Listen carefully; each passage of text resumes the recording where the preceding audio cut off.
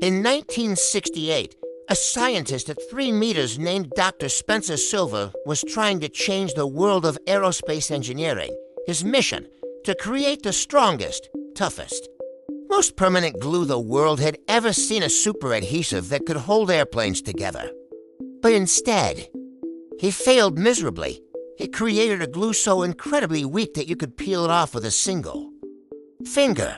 It didn't leave a mark, it didn't stay stuck, and it seemed completely useless. For 5 years, this failure sat in the lab, marked as a scientific dead end. Nobody wanted it. Nobody could sell it. Yet, this weak glue was about to become a billion-dollar empire that would revolutionize how humans communicate. This is the secret, accidental origin of the Post-it note, and the proof that sometimes your biggest mistake is actually your greatest invention. To understand why this was a disaster, you have to understand the chemistry. Most glues work by creating a flat, solid bond, but Dr.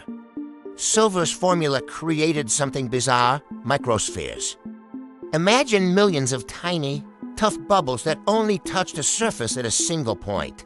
It was sticky enough to hold, but because it didn't flow into a flat layer, it never formed a permanent bond. In the world of 3M, a company built on industrial-strength tape, this was the ultimate embarrassment. Dr. Silver spent years wandering the halls of 3M, pitching his low-tack adhesive to anyone who would listen. He called it a solution, looking for a problem. But for half a decade, the answer was the same. Why would we want a glue that doesn't stick? Enter Art Fry. He was another 3-meter scientist. But more importantly, he was a choir singer every Sunday. Fry would place little scraps of paper in his hymnal to mark the songs for the service. By the time he stood up to sing, the papers would flutter to the floor, losing his place and driving him mad. In a moment of divine inspiration, literally during a church service, Fry remembered Dr. Silver's failed glue. He realized that if he applied that weak adhesive to the back of his bookmarks, they would stay in place while he sang, but peel away without damaging the sacred pages of the hymnal when he was done. The bookmark was born, but even then, the company didn't believe in it. They thought people wouldn't pay for sticky paper when they could just use scrap paper and a paperclip. To prove the critics wrong, 3M launched the Boise Blitz. They flooded the city of Boise, Idaho, with free samples. The result? 90% of the people who tried them said they couldn't live without them. The addictive nature of the Post-it note was revealed, and that iconic canary yellow color? That wasn't a marketing choice. It was another accident. The lab next door to the Post-it team happened to have a stack of yellow scrap paper lying around. They used it for the first prototype simply because it was free. That accidental yellow became the most recognized office color in human history. Today, 3 meters produces 50 billion Post-it notes annually. What started as failed glue is now used by everyone from NASA engineers to world leaders.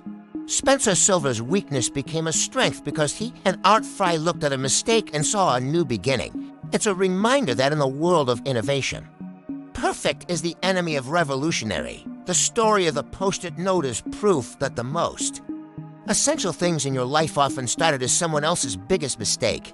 Our world is built on these accidental foundation secret histories that are hidden right in front of your eyes. If you found this deep dive into the weak glue fascinating, you're going to love what we have coming up next. We are uncovering the dark, strange, and genius origins of the modern world's most iconic objects every single week.